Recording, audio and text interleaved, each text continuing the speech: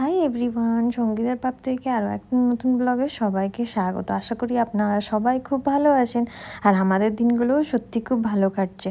তো চলুন আজকের ভিডিওটা শুরু করা যাক আমার এই ছোট্ট ব্যালকানি থেকে। এই শীতের সময় আমাদের ব্যালকানিতে কত রকমের ফুল গাছ লাগানো হয়েছে জানেন। আর প্রতি বছরই লাগানো হয়, কিন্তু কোনো বছরই ঠিকভাবে যত্ন পায় না। আর কোনো বছরই জানেন তো আমাদের এখানে জলটা না একটু নোনতা, সেই জন্যই গাছগুলো মরে যায় নাকি জানি না। যত বছরই ফুল গাছ লাগানো হয় সব গাছ দেখি মরে যায়। তো এবছর মালিকে ডেকে ভালো করে সুন্দর করে গাছ লাগানো হয়েছে, তারাই এসে সুন্দর করে গাছ লাগিয়ে গেছে আর বলেছে জলটা কম দিতে। আর এখানে অনেক রকমের চন্দ্রমল্লিকা ফুলের গাছও লাগিয়েছি। গাঁদা ফুলগুলো দেখছেন কত বড় বড় হয়ে গেছে। আর আজকে যেহেতু এত ফুল ফুটেছে তাই ভাবলাম যে আজকে ভগবানের পুজোটাও এই ফুল দিয়েই করা যাক। তো সমস্ত ফুল তুলে নিয়েছি, দেখছেন ফুলের কালারগুলো কি সুন্দর চন্দ্রমল্লিকার। আর গাঁদা ফুলগুলোও বেশ বড় বড়।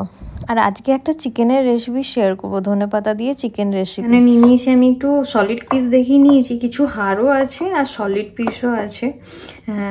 তো সেগুলোকে একটু ছোট ছোট করে কেটে নেবো। চলুন, এই যে বড় বড় পিসগুলো আছে না, এগুলোকে একটু ছোট ছোট করে কেটে নেবো। এই যে হাড়ও আছে এখানে কিছু। চিকেনগুলোকে আমি ছোট ছোট পিস করে নিয়েছি। আর তারপরে এর মধ্যে মশলাটাকে বেটে নেবো। মশলার মধ্যে আছে পেঁয়াজ, আদা, রসুন আর ছোট ছোট লঙ্কা। আজকে যেহেতু দু ধরনের চিকেন রান্না হবে, একটা ধনেপাতা চিকেন আর একটা নর্মাল চিকেন হবে, তো কিছু কিছু তুলে নিয়েছি। 1 কেজি চিকেন ছিল, তার মধ্যে 500 500 করে ভাগ করে নিয়েছি। আর একবারে সব কিছু কেটে নিয়েছি। আলু আর মশলাটা যেটা দেখলেন সেটা দুটো চিকেনের জন্যই। লাস্টে ধনেপাতা চিকেনটা কীভাবে রান্না করছি সেটা আপনাদের সাথে শেয়ার করবো। আর এখানে আলু কেটে নিয়েছি দুটো চিকেনের জন্যই।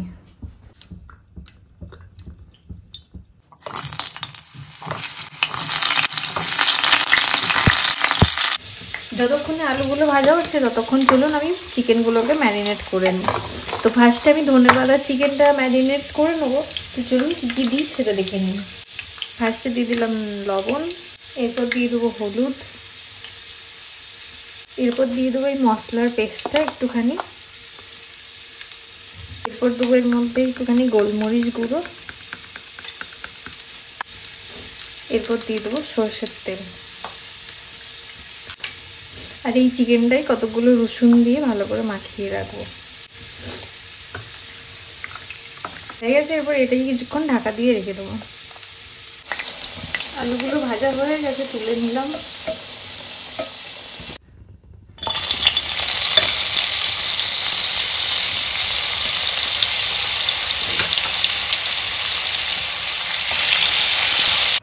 বাটারের মধ্যে দিয়ে দেবো এরকম থেতো করা কতগুলো রসুনগুলো ভাজা ভাজা হয়ে গেছে। এরপর দিব এর মধ্যে পেঁয়াজ কুচি।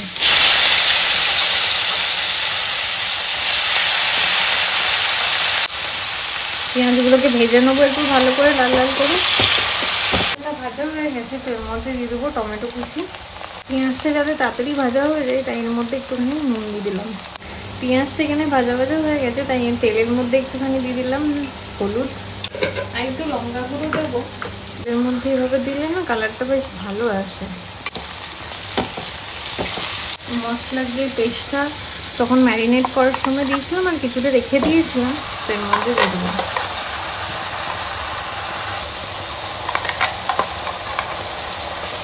মশলাটা ওদিকে কষা হচ্ছে, মশলাটা কষতে কষতে একটা পেস্ট রেডি করে নিই। চলুন, এর মধ্যে আছে ধনেপাতা, কাঁচা লঙ্কা। আজকে একটু ঝাল ঝাল করে চিকেনটা রান্না হবে, আর একটুখানি দেবো লেবুর রস। চলুন, এখানে মশলাটা কষানো হয়ে গেছে, তো এর মধ্যে ওই ধনেপাতার পেস্টটা ঢেলে দিই। আর একটু কষানো হবে, এটা দেওয়ার পর আর একটু ভালো করে কষিয়ে নেবো, তারপর হয়ে যাবে। কালারটা আস্তে আস্তে হলুদ হয়ে যাচ্ছে, এতক্ষণ গ্রিন ছিল, মিক্সড হয়ে গেছে কালারটা। মশলাটা এখানে হালকা হালকা কষানো হয়ে গেছে, তো চলুন এরপর দিয়ে দেবো চিকেনটা।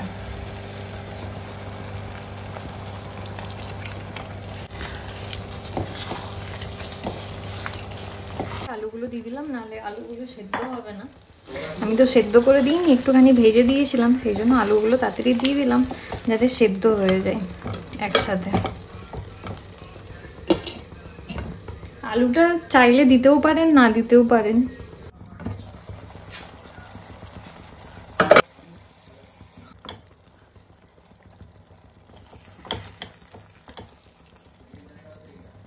তো এখন খাচ্ছে ধনেপাতা দিয়ে চিকেন, একটা আছে ধনিয়া চিকেন আর নর্মাল চিকেন। কেমন হয়েছে বলো? ভালো? ধনেপাতার চিকেনটা কেমন হয়েছে? ভালো হয়েছে সত্যি?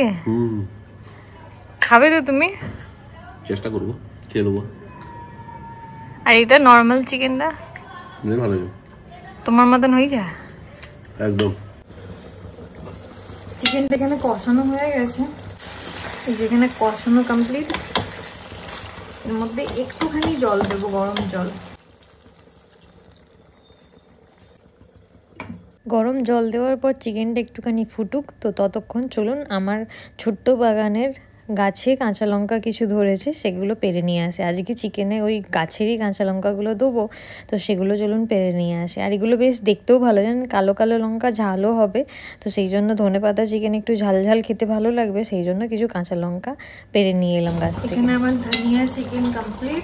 লাস্টে এর উপর থেকে কতগুলো কাঁচা লঙ্কা যেগুলো গাছ থেকে তুলে এনেছিলাম, আর ধনেপাতা তো দিতেই হবে, তো কিছু কুচনো ধনেপাতা দিয়ে দিলাম। প্রত্যেকে একটুখানি বাটার দিতে হবে। এখানে আমার ধনিয়া চিকেন হয়ে গেছে রেডি, তো চলুন গরম গরম রুটির সাথে সার্ভ করে নিন ধনিয়া চিকেন। আর রুটির সাথে খেতে খুবই সুন্দর লাগবে, কারণ যেহেতু আমি কষা কষা করে বানিয়েছিলাম, সেই জন্য রুটির সাথে খাওয়ার জন্য এটাকে বানিয়েছিলাম, তাই দিনের বেলা আর খাওয়া হয়নি, তাই রাত্রে রুটির সাথে গরম গরম খেয়ে নিলাম ধনেপাতা চিকেন। আপনারা পারলে ট্রাই করে দেখবেন কেমন লাগে রেসিপিটা।